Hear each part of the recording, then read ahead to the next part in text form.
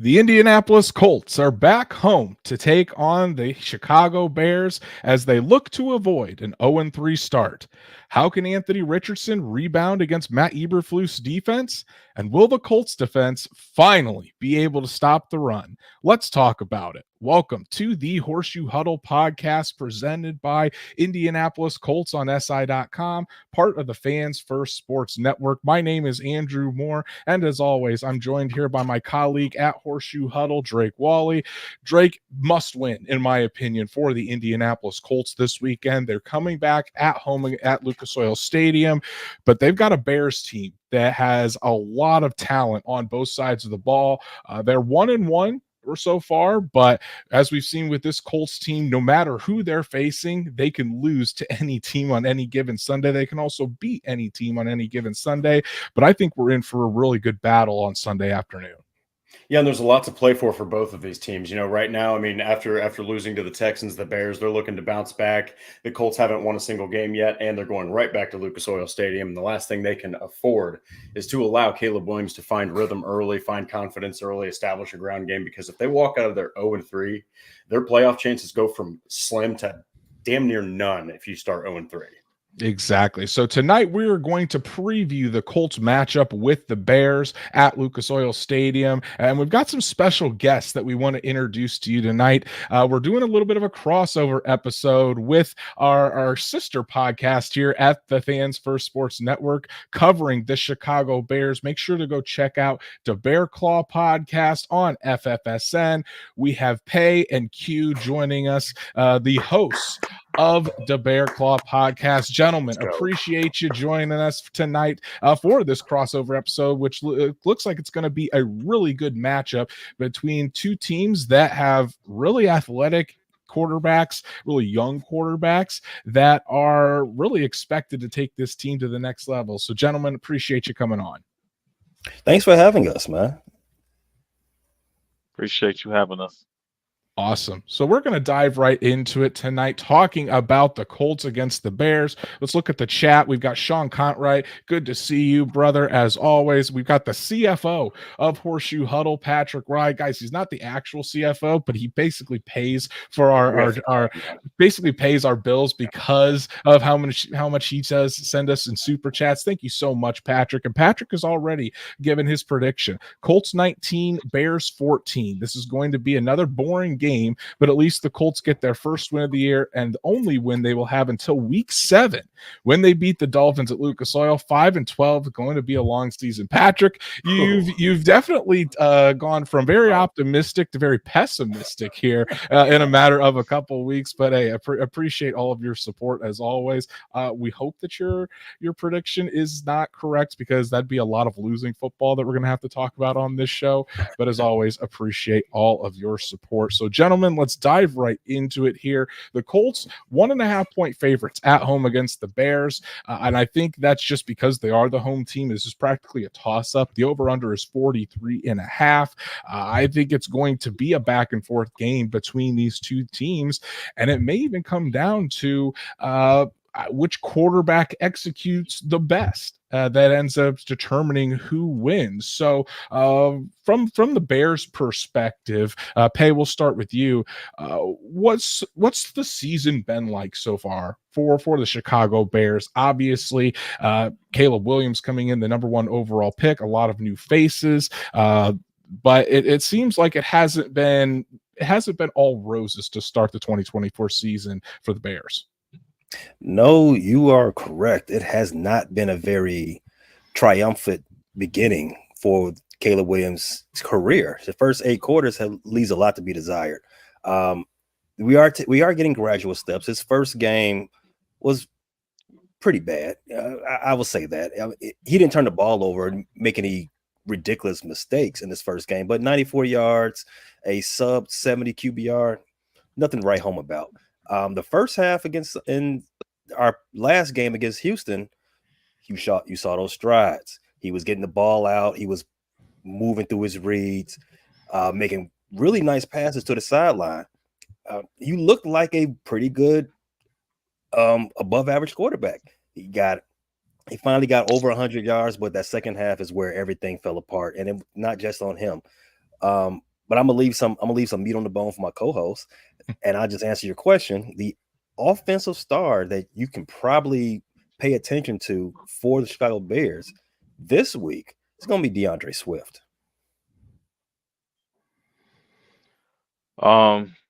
Yeah. So before the season, when we did our record prediction, we figured after the first two games we would be 1-1.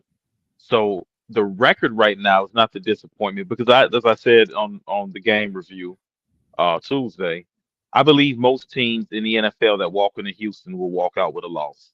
It's going to be a tough place to play. They got an elite quarterback. They got two elite edge rushers. I believe Will Anderson is emerging as an elite edge rusher. They got a good linebacker core. They got a solid secondary. That's not going to be an easy place to win. The frustration with Bears fans with that loss lies in the fact that we're still having issues bringing along highly drafted, coveted quarterback. So it's not exactly the record. It's what we see with the quarterback. If we went in there to Houston and lost by 2 touchdowns, but Caleb threw for 230 yards, 2 touchdowns, we'd be feeling a lot better in Chicago right now. But we've seen this movie before with a strong defense and an offense that can't get out of its own way. So that is the cause of some of the angst in Chicago right now.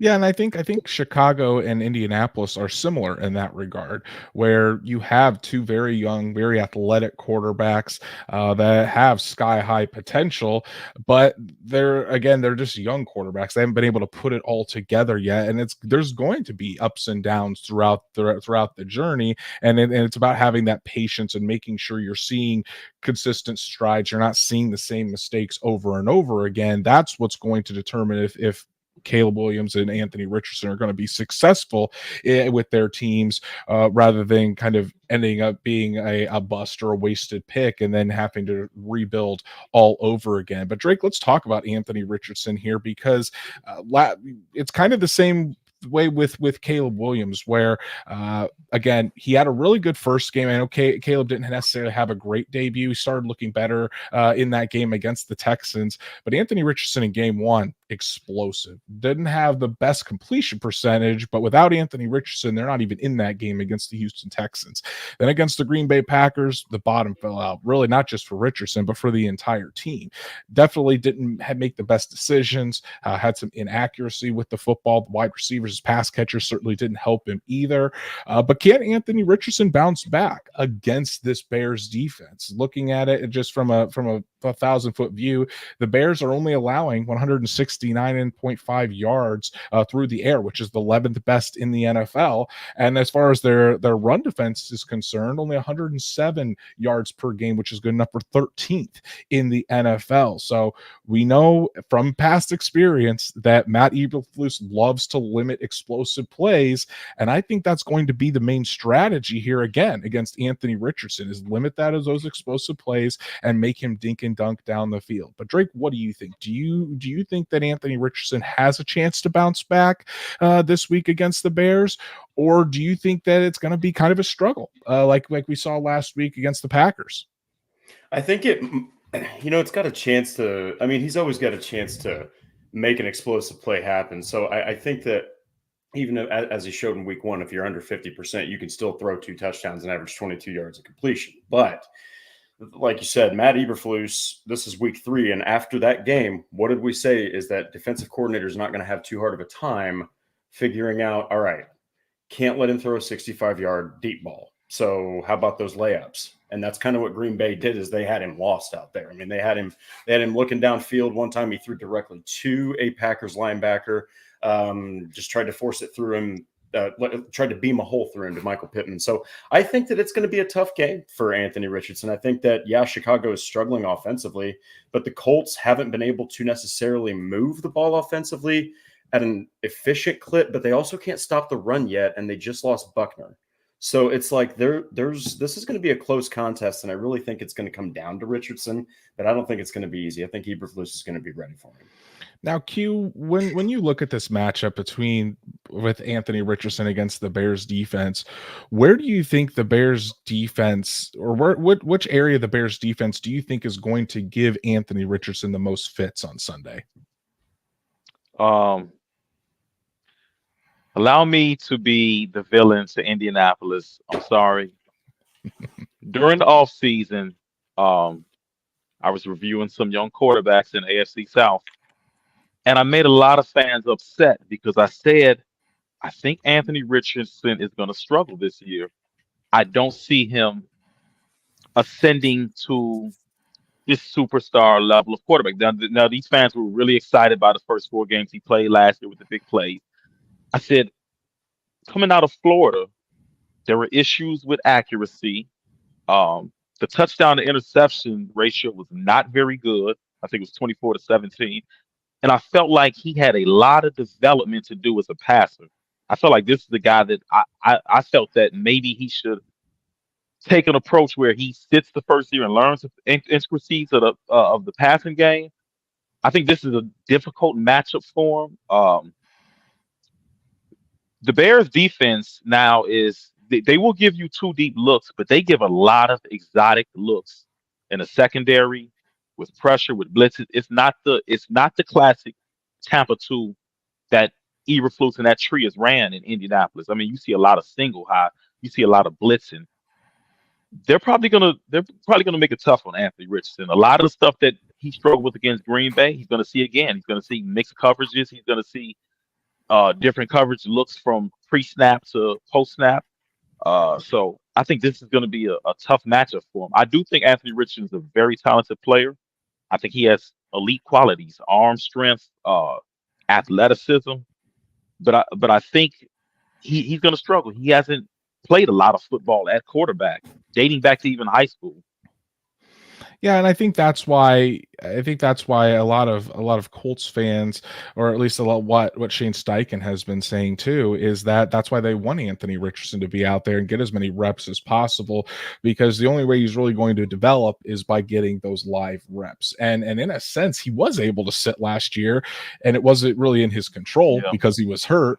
But behind the scenes, Shane Steichen and then this Jim Bob Cooter, Cam Turner, they had a plan for Anthony Richardson that while he wasn't playing, he was going through those mental reps. So he basically did have a red shirt season where he was able to kind of learn that he was getting special projects from Shane Steichen to better understand NFL defensive concepts and how to attack those. So I think on the mental side of things, I think that's where he really improved.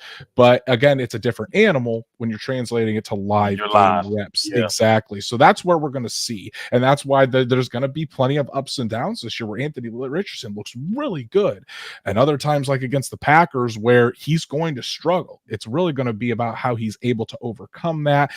You don't want to see him making the same mistakes over and over again, but again, that steady progression throughout the years, I think what if you're a realistic Colts fan, you're wanting to see.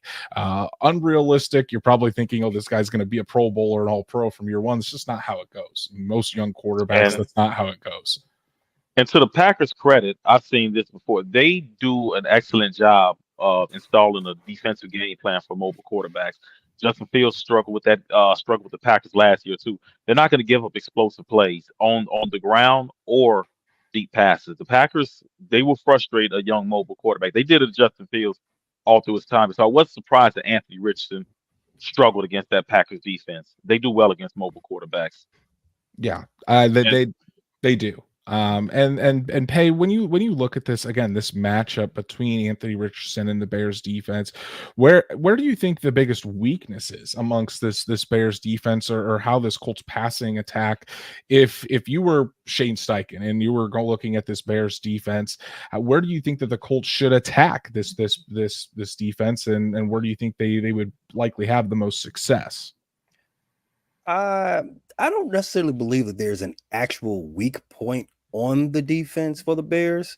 But to answer the question, if there was a place to attack, I would get Michael Pittman involved. He hasn't really been involved to this point yet in this season. Alec Pierce is getting a lot of the work, but I love Alec Pierce, by the way. I love Alec Pierce. Yeah, that kid is going to be a stud. Yes, I love Alec Pierce. I love how I was able to get him for very little fab this week in fantasy. But I got outbid everywhere. I got him on one team. I drafted him on one team. Thank God. I couldn't get him on. Yeah. I got him early, but my receivers are loaded. I got Ayuk on that team. I got Rashid Rice. I got Rashid in New Orleans. So I got a loaded receiver room on that team. There you go. Michael Pittman, he's a big receiver. He's a big guy. As you saw with this past game on Sunday Night Football, Tyreek Stevenson, who is also a very big cornerback, he had a little issue with very physical, and sometimes that gets him in trouble. Nico Collins, he had a little issue with him. Nico Collins and Nico can do that to anybody, but Tyreek Stevenson could not defend him every time he was lined up over Nico. If there was a place to attack the Bears, it would have to be isolate Pittman on Tyreek and try to play basketball, try to box him out and use your body against him. Yeah, I think that'd be a good idea. Stats Matt as well saying place to attack is Tyreek Stevenson. And I think obviously with Jalen Jones being an all-pro, you're not necessarily going to want to test him too often. But I think that the Colts can use some of that. They definitely need to get Michael Pittman more involved. He hasn't been very involved these first 2 weeks. It has been the Alec Pierce show, and I think that's what we've been wanting to see out of Alec Pierce. The Colts have just needed a quarterback that can take that fits his strengths, fits his speed, is able to unleash the deep ball. Alec Pierce has definitely grown and been the most impressive wide receiver that the Colts have. And I think that the Colts should try to get Pittman more involved, because when Pittman is catching the football, he's able to move the chains. That's how you're going to sustain drives. That's something that the guys desperately need to have moving forward for this Colts offense. Stats Matt saying, ask the guys if we can swap Jalen Jones for Jalen Johnson this week. Hey, I mean, I'm all about it if you guys are. I think that's a fair trade in my opinion. But we actually got a Jalen Jones too. I know you all got a corner named Jalen Jones. You can have our Jalen Jones. There we go. You all know the rule. You all know the rule of two for the Sith. It can only be one. Like Highlander, it can only be one. We already got a Jalen Jones, like my boy Q said. I'm sorry, can't do it. We got a couple super chats in here. If you want to hand us to the Forrest Buckner, hey, we'd be very grateful. Your neighbors to the west, we could definitely use an interior lineman, an animal like that. I think Chris Ballard is already on the hot seat amongst some fans. He'd be run out of town if DeForest Buckner was shipped out of Indy, that's for sure. Semper Colts fans saying, stop falling in love with a play call sheet and do what works, run the ball. I think the Colts will try to run the football a little bit more this weekend for sure. Thank you, Semper Colts fan, for all of your support. And we have Patrick again here saying that the wide receivers the Bears have will shred this poop soup secondary. Major battle in this game is the Colts defensive line versus the Bears O-line. Got to get Williams off his rhythm. Then they'll just let Swift and Williams gain 327 yards rushing. I think, and we'll talk about that here a little bit later in the show, but it does seem like the Bears, at least from the outside, the Bears offensive line hasn't had the best start to the season. But again, the Colts rush defense has been abysmal any season. Hey, Colts fans, every season. Colts fans were there, and now the Colts offensive line is pretty much the best unit on this football team. So, Patrick, again, thank you all so much for all of your support. But Semper Colts fan kind of is going to kind of get us onto our next segment. That's Jonathan Taylor. Obviously, there was a huge stink last week that Jonathan Taylor wasn't playing in the fourth quarter of the game, and he defended Shane Steichen. Shane Steichen went into detail about how, because they were throwing the football, Jonathan Taylor wasn't necessarily out there. And when you're looking at this objectively, Jonathan Taylor's a fantastic rusher, but he's not the best in pass protection. He's not a great third down back. So you can kind of see why Jonathan Taylor isn't out there, but there's also the argument you want your best offensive player out there to at least provide some some misdirection or use him as a decoy. Make the defense honest about him. So, Drake, I want to get you back into the fold here, buddy. With Jonathan Taylor, I do think that the Colts should try to lean on him a little bit more, lean on this run game a little bit more, because so that way you're not putting all of the pressure on the back of Anthony Richardson to win throwing the football. You've got Jonathan Taylor there for a purpose. Use him and use him often. I think that could be a way that the Colts could attack and soften up this Bears defense early on, is by getting Jonathan Taylor involved. What do you think? Yeah, and when you look at their time of possession, in their last 2 games, you're looking at about 40 minutes total. So that's about 20 minutes a game. Their last game was 19 minutes. Just absolutely they're just getting their tails kicked in time of possession. And it's simple. They're just not running the football enough. And Jonathan Taylor, 12 carries, 103 yards, I think, on the ground. That's only 5 yards away from 9 per carry. I mean, that's just incredible efficiency. Only had 14 total touches with the 2 catches, had 2 drops. But one of those plays was to Trey Sermon, which was an option play, which was a run play, which is not a third down pass. So I know Steichen, obviously we're the analysts here and he's the coach, but that could have definitely probably used, a skosh of 28, taking the total on that one. So I think that you need to get Taylor 20 touches, whether that's, 17-3, 16-4, 20 and nothing else or more. You got to get Taylor involved in the game. Don't put it all on Richardson where he's dropping back more than 30 times. He's an athletic quarterback that takes downfield shots right now. That's what his strengths are, is athleticism and throwing the ball downfield and quick reads with the RPO system. So I think you need to make it simple on him. Lean on 28, and when it's 3rd and short, don't overthink it. Don't be a savvy play caller. Just get the first down. Yeah, and Shane Steichen had talked about it, that on that 3rd down play too, there was the pitch to Trey Sermon. The Colts were planning on going for it on 4th down. Only thing is they lost yardage. They had to try to kick the field goal, ended up missing the field goal with Matt Gay continuing to struggle, but that Jonathan Taylor would have been in there on that 4th down. Well, to help ensure that they get that first down, Jonathan Taylor should be in there on that 3rd down, in my opinion. But I want to get your guys' thoughts on the rush defense for the Chicago Bears, because I think that they're really solid in the middle there. They've got a really good linebacking core, and obviously they've got Montez Sweat on the defensive line. But I think in recent years, at least since Matt Eberflus has been there, they haven't really found that 3 technique, or that guy in the middle that they can build this defense around. So do you think that the Colts offensive line would be able to take advantage of that? Or do you think this is going to be a really even matchup in the trenches in the Colts O-line and the Bears D-line? Based on you all's rushing success last week, I think Jonathan Taylor averaged close to 10 yards per carry. He had 12 carries for 103 yards. About that. So I would give it a puncher's chance, to be honest with you. You're correct. We have not found a top of the league, or at least top of the half league 3 technique. We have some hope for Javon Dexter. Yeah, he's played really well this year thus far, and he's a 2nd round pick from last year. He's ascending. He's coming on. He's making his way. He's walking that path to be there one day. But as of right now, no. To your question, we have not gotten that 3 technique. It's one of the many failures of this regime when it comes to rebuilding after tearing down the studs from the last regime. I do think you have the opportunity to be able to run on this Bears team with some semblance of success. Now, the Bears, the last 2 years underneath Matt Eberflus, have not been a team that allows teams to run on them with great success. So, and the worst tackler on our team is no longer there. Eddie Jackson, he's gone. He's in Baltimore right now. I don't know if he's still allowed to be in Baltimore, but he's there. Last I checked. So we've got some sure tacklers.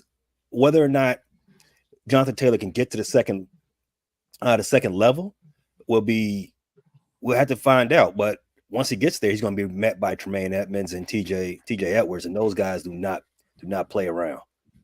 Now, Drake, what about the quarterback run game? Could have an impact on this with Anthony Richardson. Obviously, he wasn't able to use it very much against the Green Bay Packers because the Colts were down a lot of the time. But how do you think that the quarterback run game could be used to an advantage here with not only leaning on Jonathan Taylor, but using Anthony Richardson's legs and really in a way getting him into a rhythm that way as well, not just through the air? Well, I think that, going right back to the linebackers that were just mentioned, you can't just, I think that you're going to have to give them something else to think about other than just Anthony Richardson. You're probably going to have to get Taylor going at first, maybe some RPOs, maybe just some quick reads to the outside throws, screens, whatever, because Edmonds, first off, is a fantastic linebacker. And then Edwards is also a fantastic linebacker. I mean, that's a tandem that you don't really hear about a lot in the NFL. But my goodness, they can play the pass. They can play the run. They don't get fooled a lot in open space, and they're good tacklers. So it's like, I really think that you're going to need to dominate the middle of that Bears defensive line and get those guards or center or whatever combination to that second level, similar to the way the Packers kind of beat the crap out of the Colts. You saw Zaire Franklin, you saw 44 getting shoved backwards a lot. So if they could do that against the Bears, really start wearing down those linebackers, maybe then you could start to pop off some runs with AR. Want to give a shout out to my beautiful wife Danielle for her nightly super sticker. Thank you all so much for all of your support. Hell yeah. Love to see it as always. Thank you so much.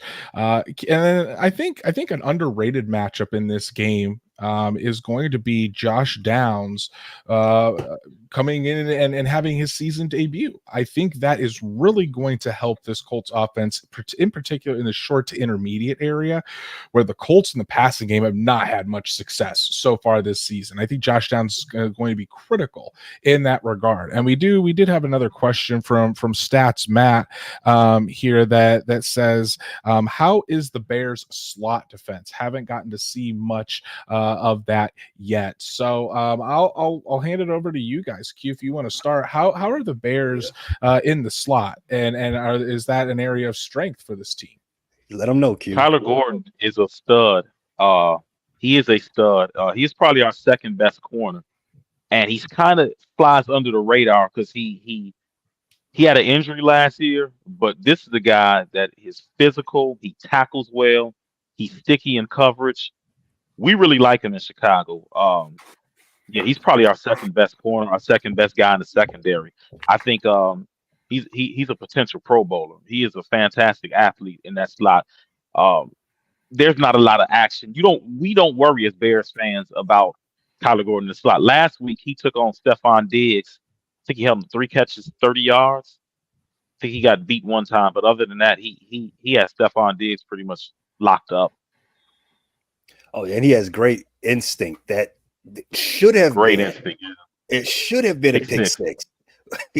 that type of, he has seen CJ Stroud go to that delayed slant one too many times. Say, next time you try it on my side, I'm taking it. It was just a hair too slow jumping on the pass, and we would have won the game. I'm sorry, Kyler Gordon. Like my boy Q said, Kyler Gordon is a dog. He just hasn't gotten the doesn't have the name yet, but he hasn't gotten the recognition yet, but he's coming. Pause. It sounds like he's a young Kenny Moore in that regard. Kenny Moore is big on instinct. He's out there, and that's what I think you have to have in the slot, because things happen so fast. You can't be a guy that sits there and has to think things through. It's a lot of it is on instinct. A lot of it is on feel of whether the ball is coming your way or not. So it's going to be very interesting to see.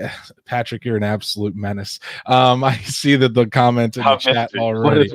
What did Pat say? Listen, as far as Chicago sports is concerned, Dennis Rodman is the best ever versus the slot. Wow.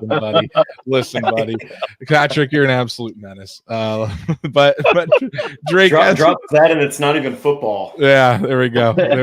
That's why Patrick is the legend. So, but Drake, to kind of wrap up our talk on the Colts offense versus the Bears defense here, where do you think, in your opinion, is the biggest mismatch among this group. Before you do that, I do want to give the stats Matt stat of the day. It is for Jonathan Taylor. Since he came to into the NFL, he's only been used 19% on third down due to the issues in the passing game. So that's it's a really big stat and something you might not necessarily think about because Jonathan Taylor is seen as a 3-down back. He's not out there very much on third down. So thank you, stats Matt, for that. But Drake, where do you think in this matchup between Colts offense and Bears defense, where do you think the biggest mismatch is for the Colts that you think they should try to exploit?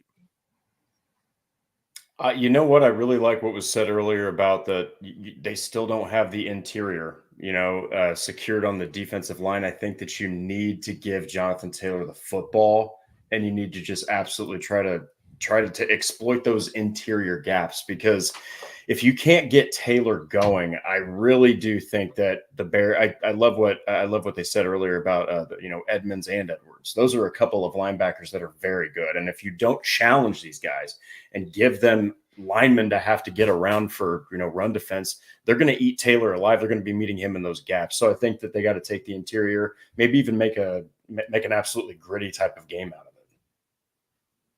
it. All right, now let's move on to the matchup between the Colts defense and the Bears offense. And guys, this is where we're going to see kind of bad versus bad.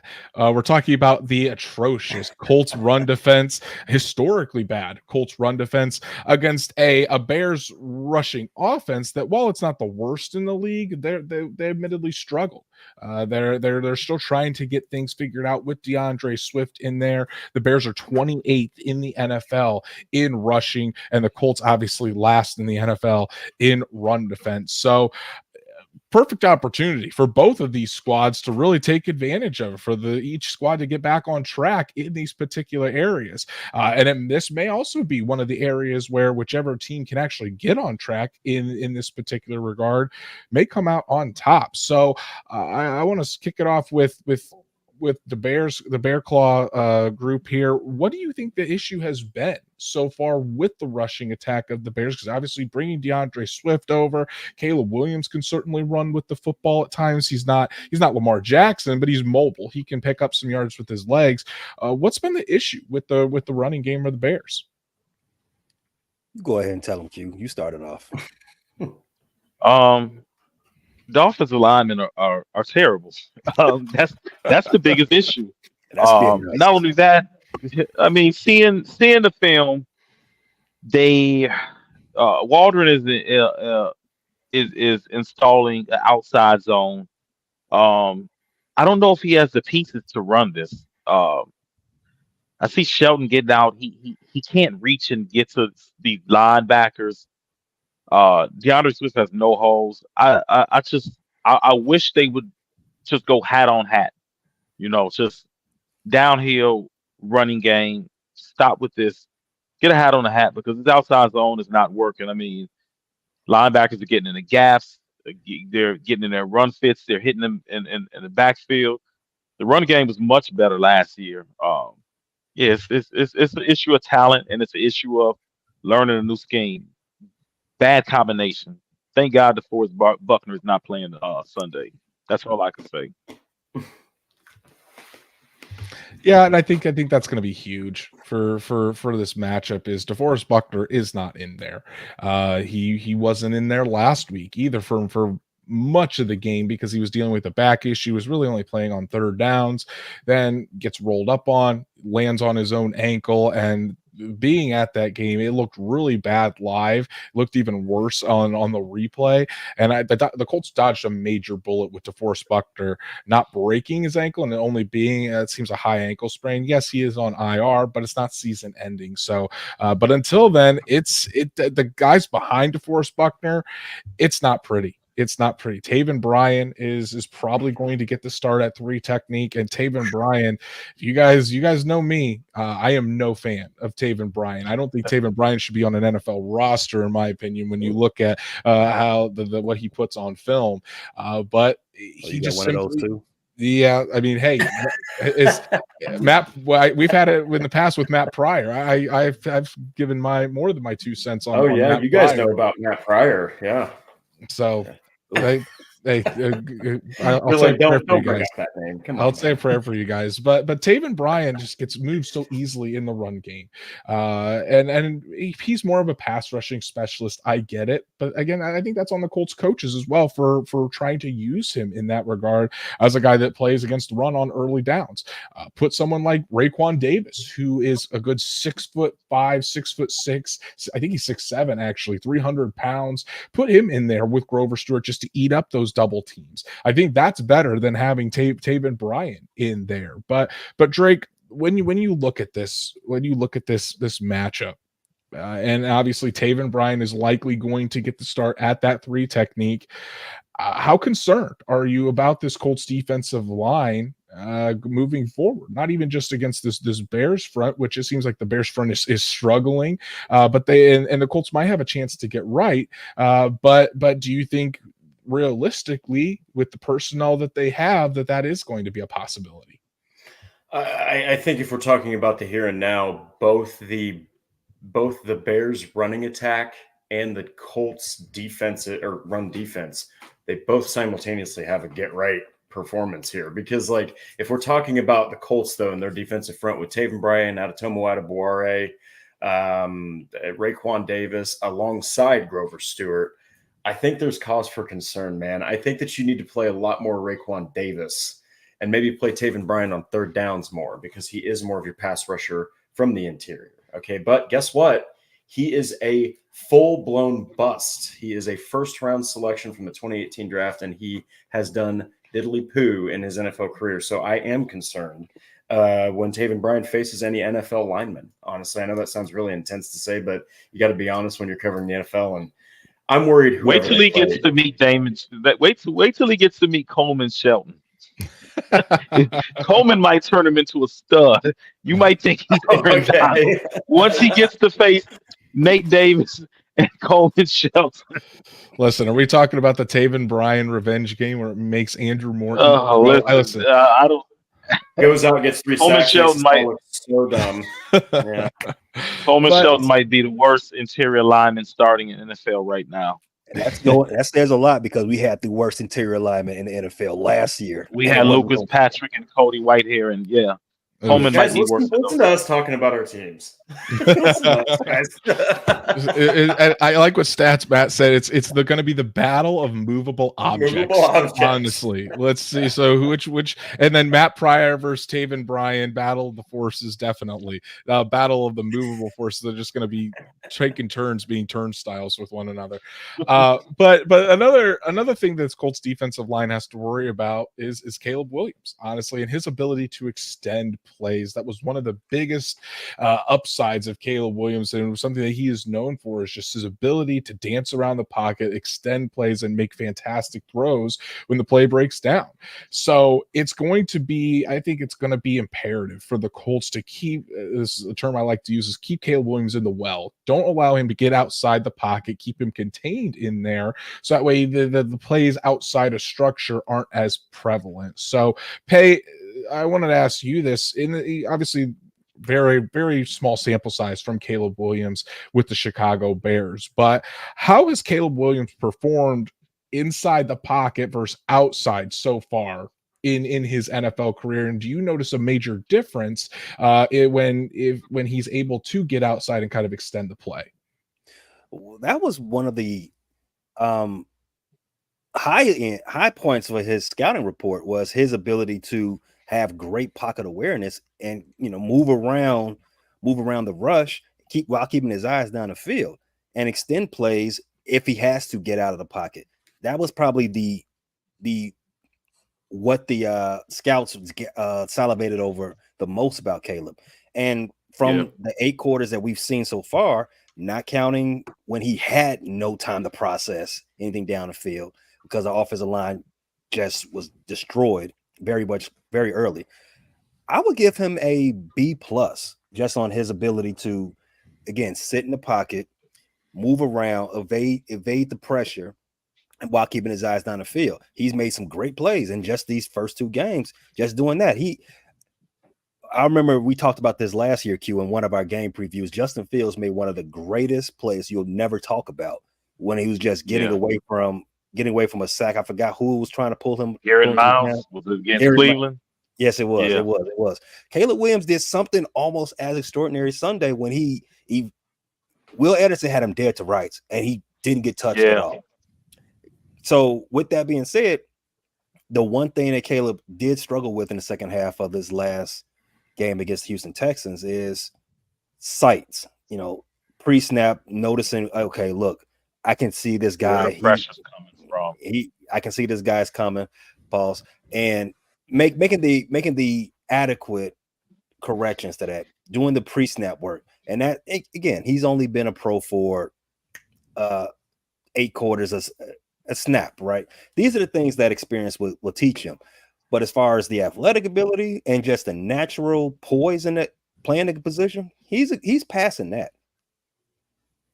Yeah, I think this is another instance where this DeForest Buckner being out is really going to hurt the Indianapolis Colts, because you don't have as dynamic of a pass rusher on the interior as DeForest Buckner. Sure, you can move Dio Dangbo inside, Tyquan Lewis inside, but they're not going to replicate what DeForest Buckner brings and the amount of double teams that DeForest Buckner is going to get on throughout the game.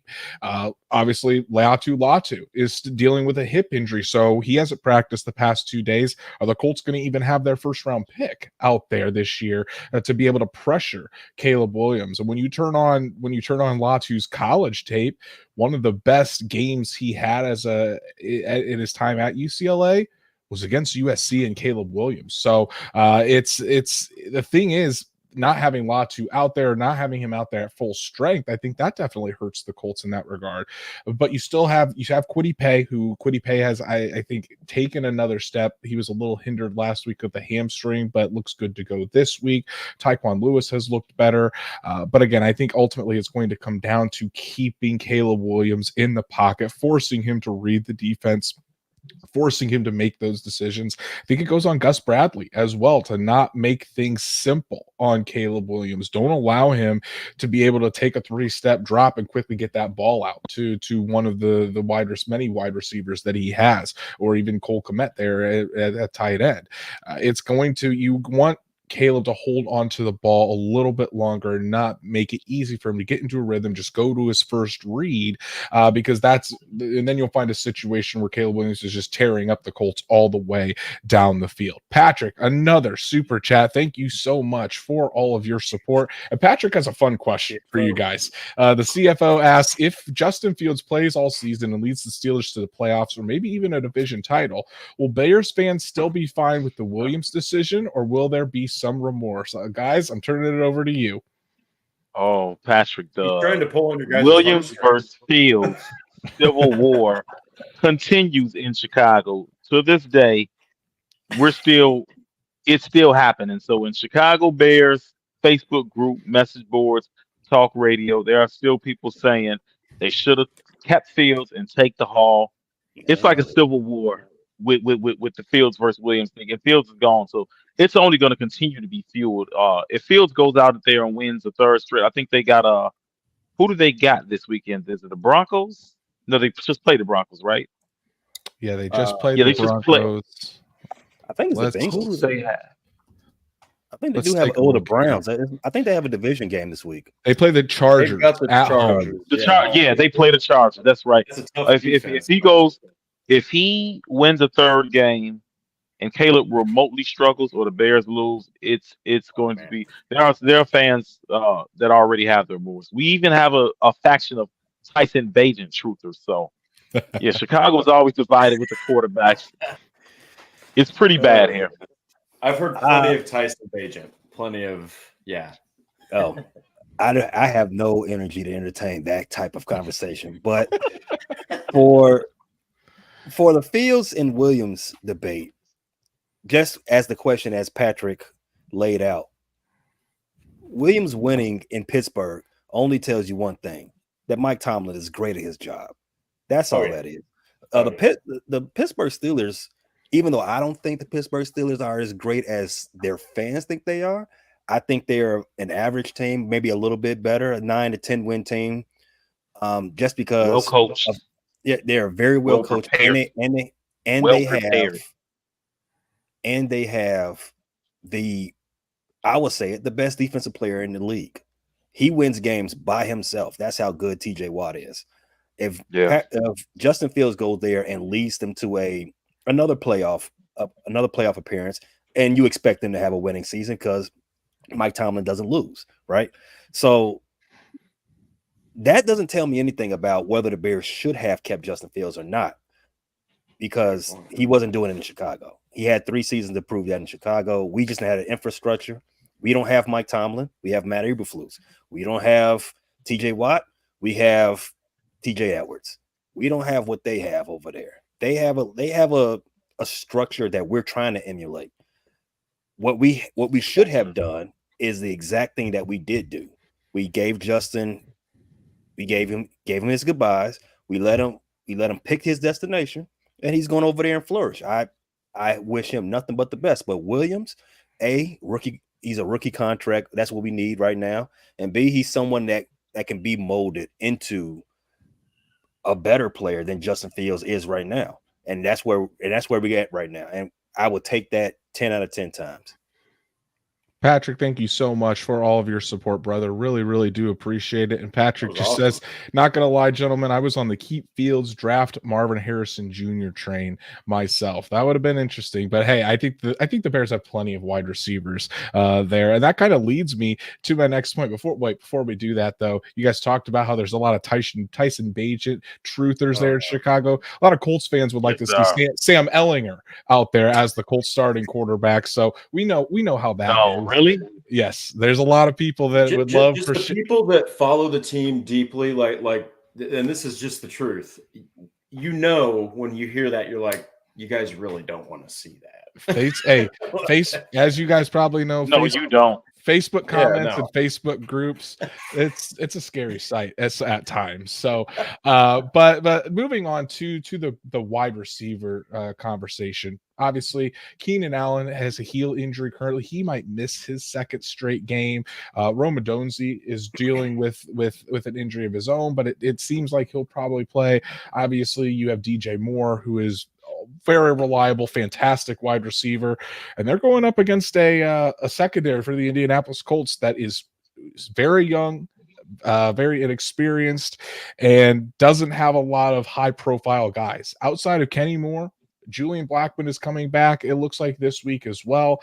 But you've got Jalen Jones on one side. You have a combination of Dallas Flowers and Sam Womack III on the other, because Juju Brents is now out for the year. Nick Cross has been a pleasant surprise, honestly, at that other safety spot when I wasn't too high on Nick Cross coming into the year. But this could be a struggle for the Indianapolis Colts secondary, especially if Allen is able to play, if Odunze is able to play, if the Bears are at their full potential with this receiving core. So Drake, what are your thoughts on this? And do you think that this is going to be something that we see the Bears really take advantage of? And maybe instead of using this game to try to get right running the football, do you see this as more of an option for Caleb Williams to come out because he's going to have the advantage just with his weapons out there? I still think they're going to get him going running the football. Oh, yeah. I think that Stevenson, I think that you've got Herbert, you've got Swift. Those 3 guys right there, you can definitely use Herbert in the passing game. And then they've got another tight end in Gerald Everett. You could use him in the passing game. He's a lanky, big guy that can absolutely torch guys that aren't ready for his type of athleticism. And Cole Kmet, I've been so high on that guy. I really think that he's just a grinded out type of tight end. Reminds me a lot of Heath Miller, only with a lot more athleticism. And DJ Moore, any given game, can literally go out there, have 6 catches for 155 yards and 3 touchdowns. Okay, so the Colts need to be ready. I know the Bears are down Rome Odunze, but I'm looking right here. Tyler Scott, Andrew. We were high on Tyler Scott. We loved Tyler Scott. So, that's a guy that in space can make things happen, and he can be a reliable receiver. Of course, they're down Allen and they're down Odunze, but man, the Colts secondary is really banged up. I think that you're leaning on guys like Samuel Womack III.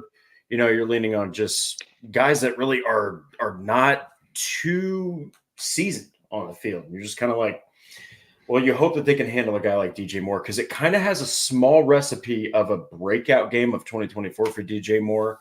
But you're just hoping that the safeties, especially guys like Cross and Blackman, can contain those huge plays. Because if you can't, I mean, it just opens up a whole slew of things. That's why Anthony Richardson is such a dangerous weapon, because 1 or 2 deep passes and it ruins the rest of your defensive game plan. Now, paid Q, when you look at just the stats of it all, these wide receivers really haven't been able to get going so far within the first 2 games. DJ Moore leads the team in receiving yards and receptions, but it's only 11 catches for 89 yards. Romadonzi is second with 3 catches for 44 yards. Now, is that more on Caleb Williams just kind of getting used to the NFL game, or is it on the wide receivers? Is it on this offense that's not doing enough to scheme up the open looks, or are they just not being able to create enough separation? What do you think the early struggles are in the passing game, and how do you think that they'd be able to fix it this weekend? It's twofold. Caleb Williams, as we said ad nauseum at this point, he hasn't looked good. I just put it like that, period. He hasn't looked good at all. I wouldn't even say he hasn't looked okay. He's looked pretty bad in his first 2 starts. But it ain't just him. It is a complete offensive failure up to this point. Offensive line, we talked about them already, so I won't delve into that too much. But the wide receivers, Caleb Williams should have 2 touchdowns right now. His turnover to touchdown ratio should be 1-to-1. Keenan Allen, one of the best wide receivers in the league, still at his age, he dropped an easy touchdown in week 1. Roma Duzier, you saw it on Sunday Night Football. It was a difficult catch, but he had both hands on the ball, and the defender didn't impede his progress to get the ball. He could have caught that, but he didn't. So that's 2 touchdowns right there off the board. Caleb Williams and the wide receivers, they need to help each other.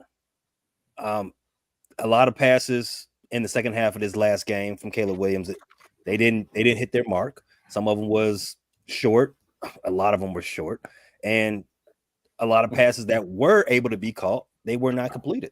But I would put most of that blame on the offensive coordinator. We're not using all of our weapons to the best of their ability. I know it's only 1 ball and a lot of mouths to feed, but we got to do better. The play designs and the creativity is not up to par right now. The Seattle Seahawks, where Shane Waldron, our offensive coordinator, where he's come from, Geno Smith was doing a lot more than what Caleb is doing right now. And I believe Caleb can handle more than what he's given. I don't buy any of the excuses that, yes, because he is a rookie, you have to soft pedal his development. No. He's ready to go. Let him run. If he can't, I want to know as early as possible. I don't like all these 3-yard passes, quick slants, and passes to the flats. All that stuff's unimaginative. And by the time you get to the second half of the game, the defense is caught up, and that's how you end up losing games. So we need to figure some things out all around, so we can be the best version of ourselves, not just from Caleb, not just from the wide receivers, but everybody needs to pick their games up. Yeah, and I think that'll come with time, as they get used to one another, as the offense gets in a flow. And I think that's what the Colts are looking at as well, because they are, whether people want to admit it or not, Anthony Richardson has 6 starts in the NFL. And he is still learning these wide receivers, and they're still building this offense and getting into their own rhythm. So I think that just comes with a young quarterback as he's trying to figure out his wide receivers. We lost Q. Hopefully he can join us back here as we kind of wrap up our talk on the Colts and the Bears. X Factor time. Let's go around the horn. We'll start with you, Drake. Give me your X Factor. Who do you think is going to be the difference maker in this game, and who comes out on top?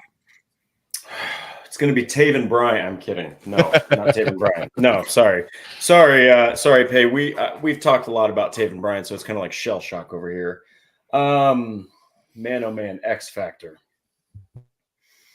I'm going to say the outside corners. I'm going to say the outside corners on DJ Moore.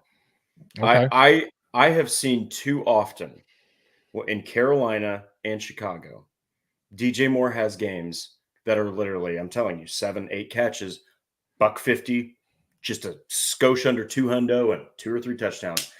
The Colts up front are missing arguably their most talented player. They're missing arguably their most talented player, maybe not experienced in Kenny Moore, but their most talented cornerback in Juju Brents. I know you got your safeties, but man, DJ Moore is not to be trifled with. And Caleb Williams is still a quarterback that can make throws if you are not ready for them. So I think that you can't let those plays break open. And if they do, number 2 is the first guy I'm looking for downfield because I bet that's who Caleb's going to throw it to. And Pay, from the Bears standpoint, who do you think the X factor is going to be from the Bears side of things? That's a tough one.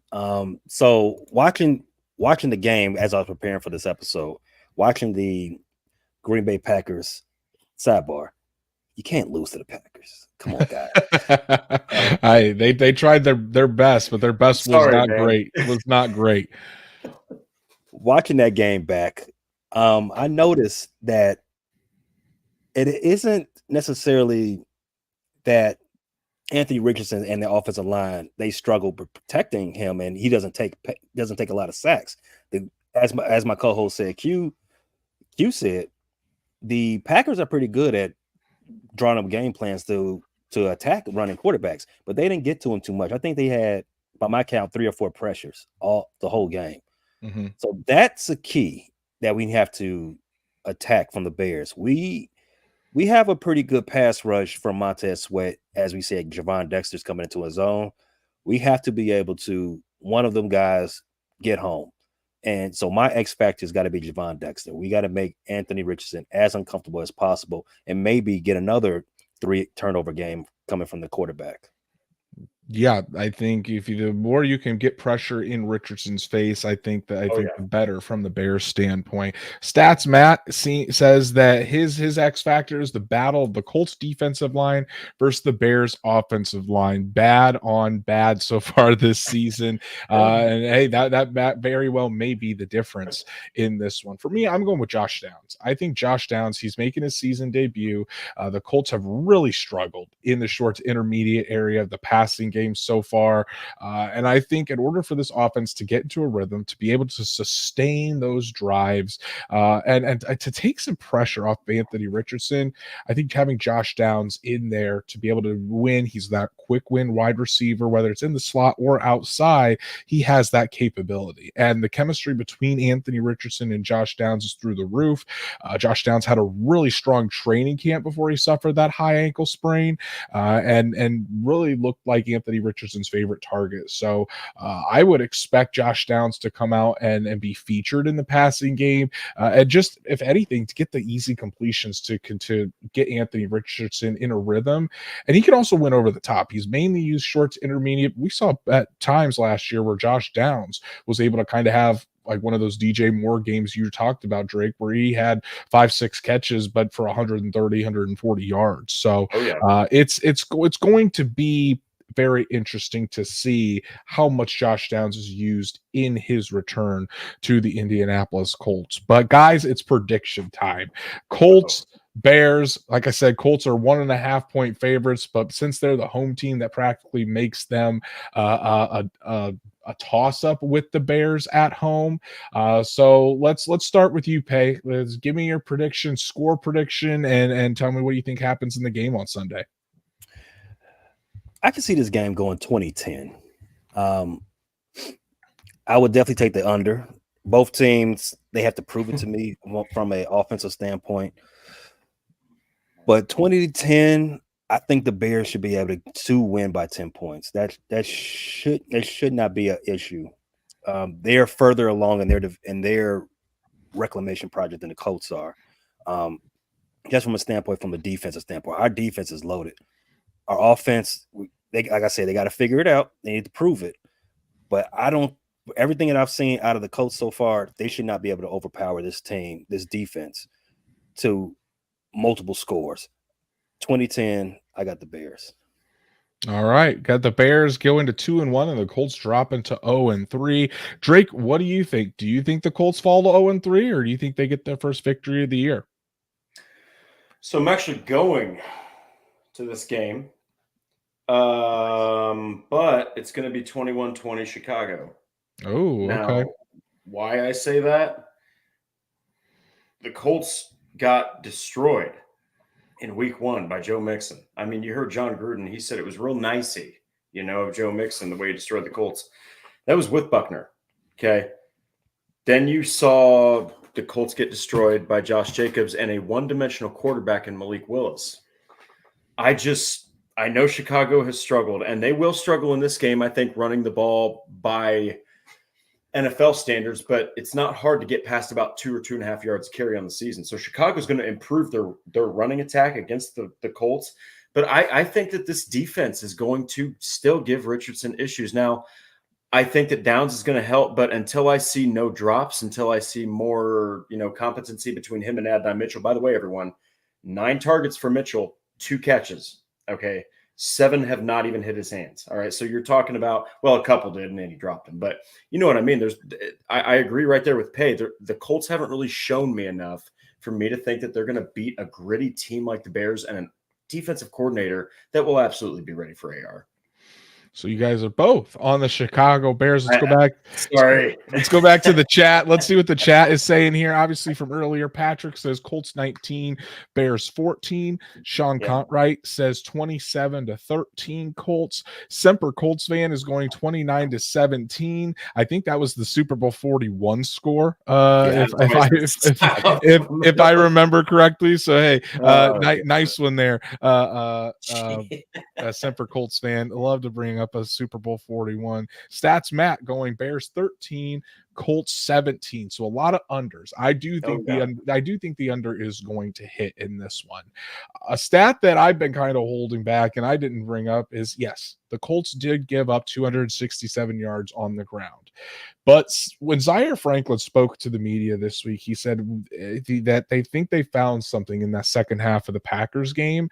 And when I looked at it in the second half, the Colts only allowed 24 yards rushing. And Gus Bradley has also said this week that they did try to change things up in that second half, try to make things simple, not as much disguise, just go out there and play football. And it was able to work. Do I think that's going to work against the Chicago Bears? I don't know. I do think that they're still going to need to disguise, but I really don't feel like the rush defense for the Colts is going to be as porous as we have seen. Yes, Buckner isn't out there, but I don't think the Colts give up 200 yards on the ground again. I really think Josh Downs is going to be a big difference in this game, and I also think you're going to see a big game out of Jonathan Taylor. I really do. I think the Colts are going to lean on Jonathan Taylor, lean on Anthony Richardson in the quarterback run game, and then take advantage with play action, try to make things simpler for Anthony Richardson. Coming back, the Colts, I think if they want to keep their season from spiraling, they got to win this game. This is going to be a must-win game. So I'm going Colts 24, Bears 17. I do think that it's going to come down to the fourth quarter where the Colts will get a touchdown, and then it's going to end up being on the back of Caleb Williams to drive down the field and get a late touchdown to tie it up. And I'm not sure he's just not there yet to be able to do it. I think it's going to be a very close game. I feel like it's going to be a very tough physical game as well. And I think that it's going to come down to which young quarterback can really make the plays at the end of the game. And I'm going to bet on Anthony Richardson to do that. But by all means, I think it's going to be a really good game. And I definitely don't think it's the last battle that we're going to see between Richardson and Williams. So, hey, Pay, thank you so much for coming on. Tell Q we thank him as well for coming on. You guys were excellent. Love chatting with you. And before we let you go here, definitely plug all of your shows, all your socials. Tell the people where they can go find you. I appreciate the kind words and the invite. It's been a great hour of football talk with you guys. I love that. Everyone watching, you can find us at the Bear Claw Podcast. That's DABEARCLAW anywhere you get your podcasts. That's Apple Podcasts, Amazon Music, iHeartRadio, Spotify, YouTube Music, anywhere that they produce podcasts or aggregate podcasts, we will be found there. Also, we're also on YouTube. Full episodes are there as well on the audio side, and we got video tidbits for you as well. The YouTube channel, Frustrated Chicago Sports Fans. Check us out there. Always a good time. Thanks for having us on. Yeah, definitely. The YouTube link is in the description of our show here, so make sure you click on that. Subscribe to these guys; they do fantastic work. Pay, thank you so much for coming on, and best of luck to your Bears on Sunday. Same as well. Best of luck. Great game, guys. All right, thank you so much, Pay, and that's the Bear Claw podcast from the Fans First Sports Network. Make sure you go check them out. Loved having the guys on to talk. That was football. awesome. Yeah, it was great conversation this evening.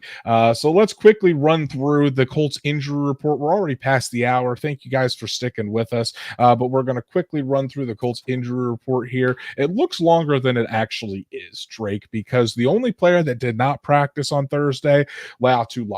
He hasn't practiced all week. Shane Steichen said he is day to day with that hip injury. I would think that he has to practice tomorrow if he's going to play on Sunday. If he doesn't, then look for Kwity Paye, Taekwon Lewis, and Dio Dangbo to be your main edge rushers on Sunday. Yeah, the way that going right back to what we were just talking about with Q and Paye, dude. I mean, the Bears offensive line, I personally would be like, look, if he even looks limited on Friday, I would absolutely sit him. You've got veterans that can rush the passer. You can let Latu sit. Exactly. Matt Gay did not practice on Wednesday with a right quad injury, but he did practice in full on Thursday. James Boyd of The Athletic reported that Gay hit all 4 of his field goal attempts. The final 2 were from 50 plus. Gay's got to figure it out, Drake. Plain and simple. He has to be better for this Colts team. And not only because of his contract, but because he's been hurting the team. And without him kicking at the level that the Colts brought him in to kick at, at some point, their Colts are going to have to turn to Spencer Schrader if Matt Gay can't figure it out. Yeah, last year, I know we talk a lot about that Baltimore game and a couple other games, but he was 80%. Okay, that's the lowest since his rookie year in the league. So, Gay really, by percentage standards, hasn't been that great for the Colts. And if he makes that field goal and you're talking about a 13-16 situation, maybe you don't have to be as aggressive against the Packers. Maybe you can kick another field goal to tie it, go to overtime. Totally different outcome, man. It all really does come down to the kickers sometimes. Exactly. Julian Blackmon, Josh Downs, Kenny Moore, and Rodney Thomas II, all full practice all week. Those guys look good to go. Josh Downs and Julian Blackmon obviously missed last week. Having both those guys back will be key in this matchup with the Chicago Bears. So, Drake, before we get out of here, we do have to talk about DeForest Buckner on the injury report. Obviously, if you guys have listened to Horseshoe Huddle halftime, you guys already know we talked about this, but DeForest Buckner with that high ankle sprain was placed on injured reserve and will miss at least the next 4 weeks. Definitely not as bad as it could have been, but certainly a big loss for the Indianapolis Colts moving forward. Yeah, we've just, in short, you've seen what happens when the Colts don't have Buckner out there. You also saw how long it took Jonathan Taylor to recover from a high ankle sprain. So I think that the Colts right now are like, okay, this is a lineman we're dealing with a high ankle sprain. We saw what it did to our running back. They're going to be very, very cautious, and they're going to probably have to, like you said, keep Buckner from jumping on the field. It's going to take a group effort to replace Buckner. Raekwon Davis, Taven Bryan, unfortunately, Adetomo Adebawore. Prove us wrong, Taven. But also, if it were me and I was Charlie Partridge, I'm giving Dio Dangbo and Taekwon Lewis those looks inside at the 3 technique. Let those guys battle it out. If you're not getting enough out of Taven Bryan and Raekwon Davis, put those guys in there, and then let Latu just take over that Leo spot and get him those valuable reps that he does that he needs, to reach his full potential in the NFL. Let's talk about the latest Colts news and rumors here. Because DeForest Buckner went on IR, the Colts did sign Jannard Avery to the active roster from the practice squad. They also signed defensive tackle Adam Gotsis, cornerback Gregory Jr., and defensive end Titus Leo to the practice squad. They also released defensive tackle McTelvin Agim and cornerback Amir Speed from the practice squad. So really just practice squad moves, Drake. Not sure really any of these guys are going to make a big impact, but hey, Jannard Avery is getting his shot on this defensive line. And when he has been playing in the preseason, he has been pretty impressive. Just hasn't had a shot on the regular season roster with the Colts. Yeah, and at the end of the day, look at all the moves that the Colts had to do at various positions just because DeForest Buckner was on IR. That's how exactly. DeForest Buckner is. Exactly. One final super chat from the CFO, Patrick. He wants Grant Stewart starting at the 3 technique. Hey, let just get that man on the field. We see the flowing mane. Let him go out there, make tackles on the football. Troy Polamalu. Listen, whenever Grant Stewart can get out there and make plays, I'm all for it. Patrick, thank you so much, buddy, for all of your support. But Drake, Colts versus Bears Sunday afternoon in Lucas Oil Stadium, really a must-win for the Indianapolis Colts. And I think 2 things are going to have to happen. They got to be better against the run, and Anthony Richardson's got to hit the lamps. If those 2 things happen, I really do think the Colts are going to be just fine, and they end up winning this game. Yeah, and at the end of the day, I really do think this is going to come down to who wants it more. You know, do the Bears want to fall to 1-2, or do the Colts want to fall to 0-3? And if Indy falls to 0-3, their chances to make the playoffs, they might as well basically make vacation. Exactly. And that's our show for tonight, guys. Really appreciate everybody tuning in. And again, shout out to the guys at the Bear Claw podcast. Make sure you go follow all of their things and support them. They were fantastic. Great conversation tonight. Want to give a shout out to our super chats, Patrick, Semper Colts fan, and my beautiful wife, Danielle, for all the support, as well as everyone else that joined us tonight to talk Colts football. If you haven't done so, please go follow us on all of our socials, like Horseshoe Huddle on Facebook, follow at Colts_SI on X, and subscribe to the Horseshoe Huddle YouTube channel. Hit that bell so you know when Drake and I go live every Monday and Thursday night, and so you never miss an episode of the Shoehorn Podcast with Noah Jaber. And if you can't catch us live, no worries. Apple, Spotify, Google, wherever you're listening to us on podcasts, make sure you subscribe, give us a 5-star review so we can reach other Colts fans just like you. Drake, as always, he's got content out there on horseshoehuddle.com. I've got content out there on horseshoehuddle.com. Drake, what do the people need to go check out? Go check out our awesome writers. I'm going to be releasing my 5 keys to the Colts defeating the Bears, and then that's going to be tomorrow morning. And then also I've got 3 biggest questions heading into the week 3 matchup. So go check all that out with the rest of our incredible, illustrious writers at Indianapolis Colts on this side. Definitely. I also have a piece out there on Anthony Richardson. It's been a tough week for the Indianapolis Colts, a tough couple of weeks, I should say. But Anthony Richardson's leadership is really shining through, and he's really impressing people in that locker room with his leadership, how he's staying even-keeled, but keeping this team focused. And there's been a heightened sense of focus in that locker room this week, and it's being led by Anthony Richardson. So really interesting to see his comments on how he's growing into a leadership role. And then tomorrow, guys, I usually do a defensive piece on Fridays, but Jonathan Taylor, there's been so much talk about Jonathan Taylor not playing in the 4th quarter.